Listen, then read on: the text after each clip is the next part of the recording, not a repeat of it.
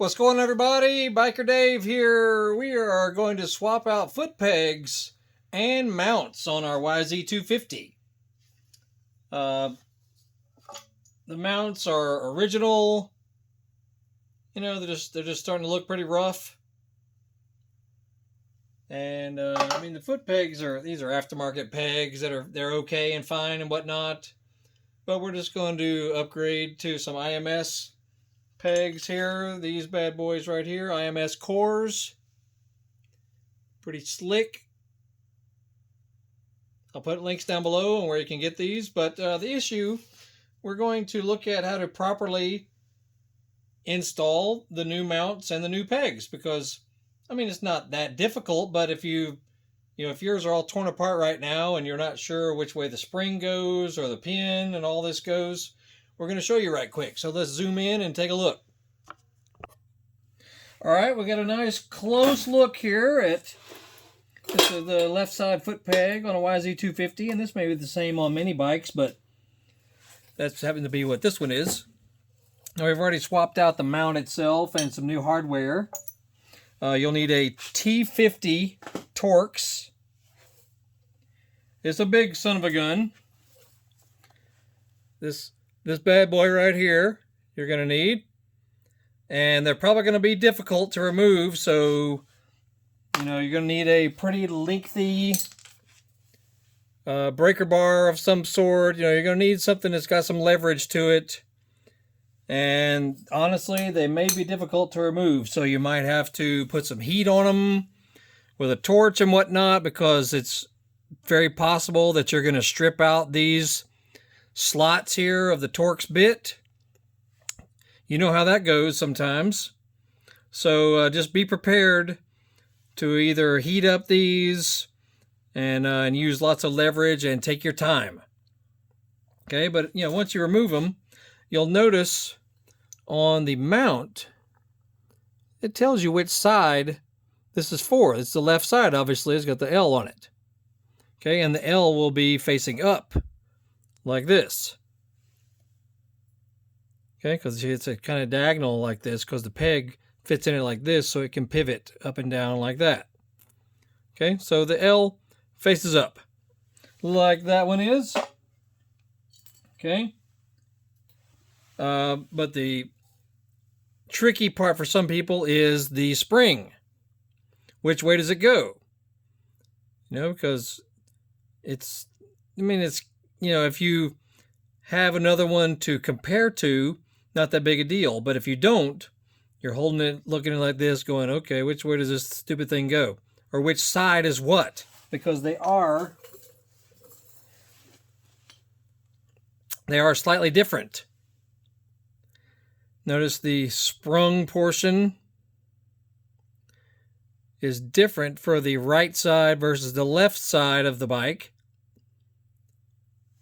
Okay, so the one that's, notice it's kind of in a V shape. That'll be for the left side. And then the opposite V shape will be for the right side of the bike. This will be for the left side of the bike. Okay, so you should lubricate the pin. Put your little grease or whatnot inside the pin right there. Move it in and out some. Then you just lay the spring on the foot peg like so. Okay, push your pin back out. And then it's going to take some force to do this, because this does have some preload spring on it. Just shove her on in there. Going to take some force to work that bad boy in. Notice how this is overhanging the back of the mount right there. Okay, and just work it. It's got a good bit of tension on it. So be prepared to put some force through it. You just have to keep manipulating it basically until it works itself in there. Test it out. Beautiful, right? All right, then you'll take your hardware, which will just be this skinny little washer and a little cotter pin. Washer will go on first on the back side over here. Cotter pin goes through, and then, you know, secure the cotter pin. And that is it.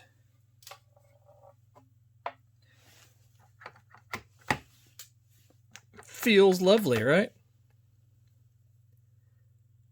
And yeah, that's all there is to it. I put some blue Loctite on the threads of the new mounting bolts because I'm not planning on taking them off anytime soon. I wouldn't do red Loctite. I would do blue, you know, because you might want to remove them one day. And anyway, not that big a deal.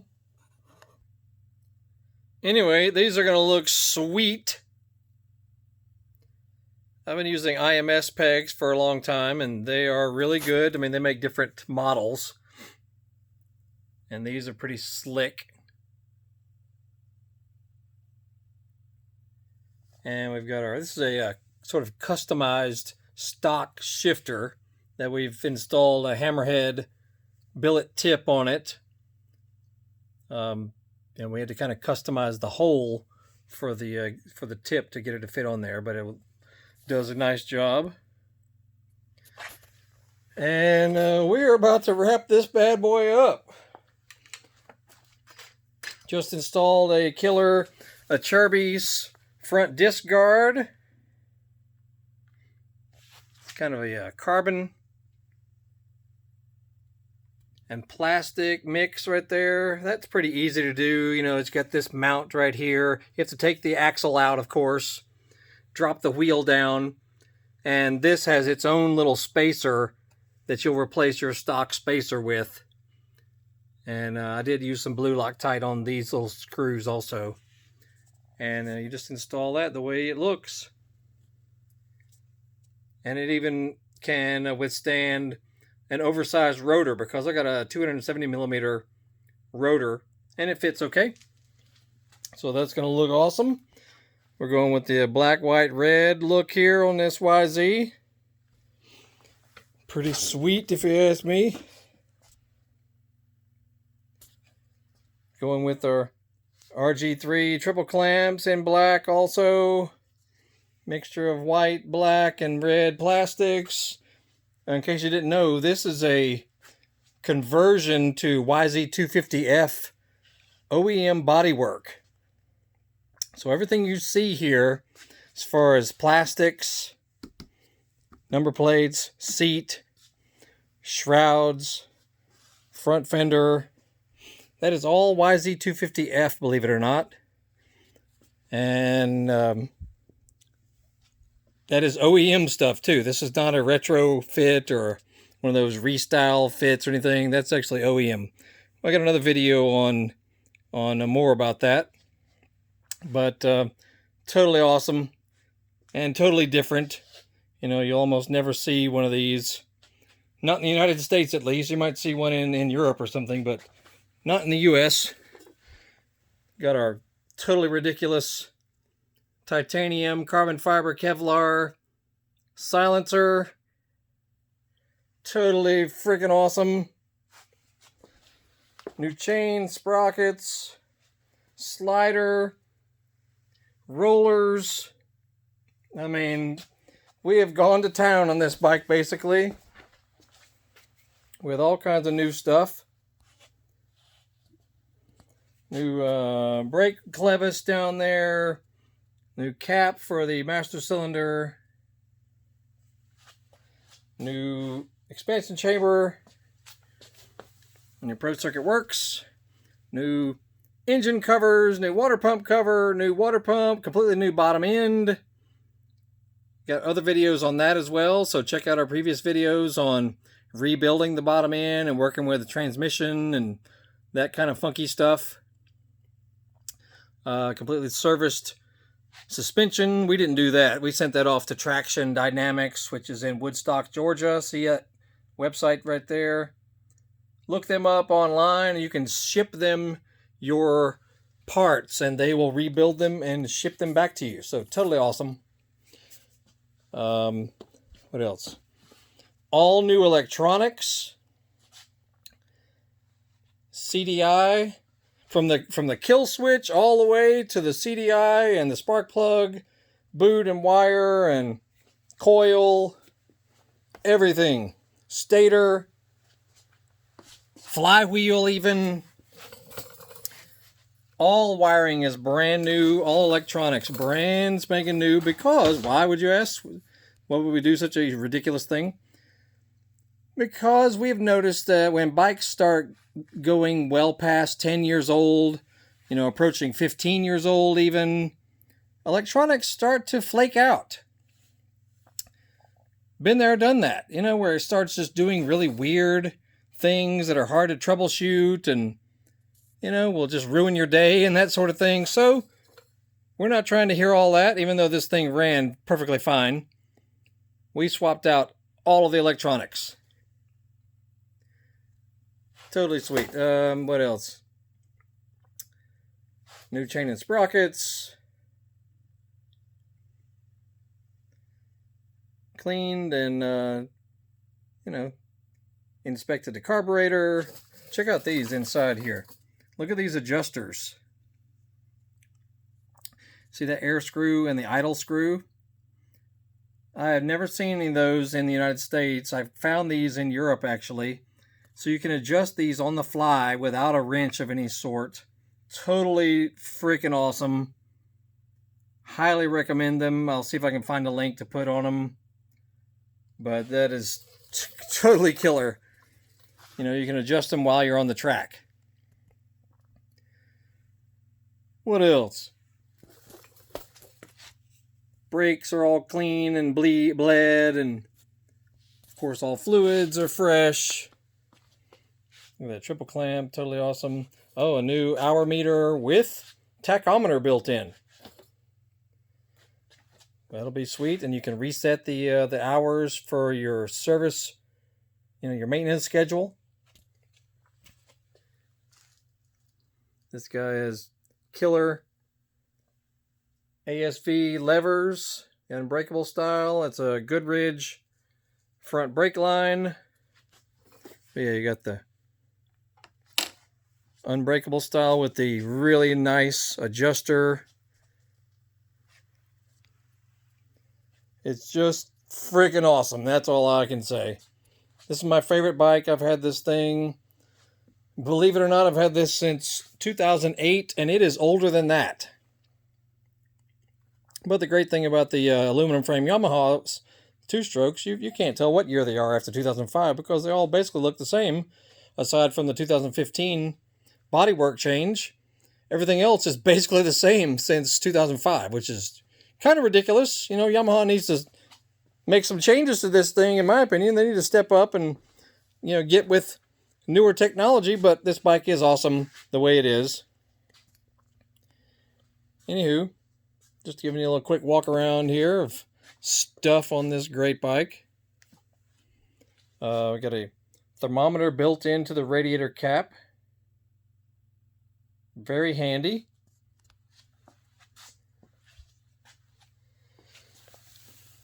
What else? There's a nifty oil filler plug.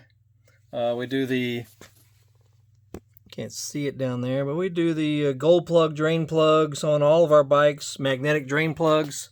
In fact, that is how, thanks to that drain plug, is how we found that one of the bearings was coming apart inside the bottom end. And thank goodness nothing bad happened, but it was because of you know, metal debris that was stuck to the drain plug that did not look normal. That's what made us do this entire project, because the bottom end was, I think it was pretty much original. I mean, this bike doesn't have a ton of time on it, but it does have, you know, at least I would say maybe 150 hours, something like that. But the bottom end, to my knowledge, had never been rebuilt. So it was a lengthy project, you know, one of those things that takes a lot of time, especially if you've never done one before. And And if you have a life also, you know, it takes time to do this stuff. So check out our other videos on all that. It basically is a new engine. The top end only had 30 hours on it, which is a 270. You know, full YZ250 clutch in there too. I didn't even know they made such a thing. So this thing is going to be a total screaming eagle. You know, it's got like 212 psi compression. I'm gonna probably have to bump up the octane on the fuel. All the gasket surfaces have been filed smooth, so this thing matches together like butter, you know. If y'all familiar with, if you remember Jason Lawrence back in the day, this was his graphics kit, you know, for one of his 250Fs, which is totally awesome. And new bearings under the steering. All that's new. We got a video on that as well. You know, if you're doing your bearings, we got videos on that. What else? So much good stuff with this bike. I think that's about it. Well, we got videos on, you know, just doing various services and major stuff and whatnot, you know. So check out other videos, and I'm sure you'll find something that might help you if you're working on yours. But yeah, man, this thing is about ready to fire up. I'm almost nervous about it, you know, because of the extensive engine work that we did and some of the stuff I've never done before. So it took a lot of time to get it done. And you're almost, you know, just afraid to try and crank it up, you know, because you just worried a little bit, hoping everything was done right and all that. Anywho, that's it. I won't bore you anymore, but the base baby is totally awesome. It rides like a dream. I can't wait to get it on the track. And